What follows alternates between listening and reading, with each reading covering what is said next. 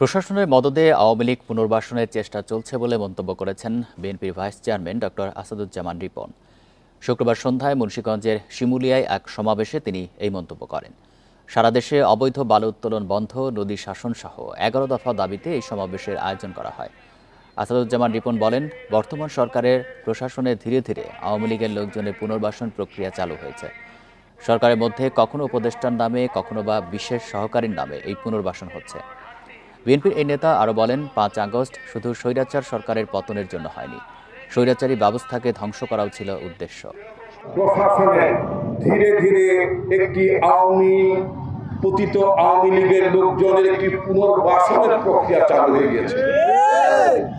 সরকারের মধ্যে নানাভাবে কখনো উপদেষ্টার নামে, কখনো বিশেষ সহকারীর নামে আওয়ামী লীগের লোকজনের পুনর্বাসন হচ্ছে।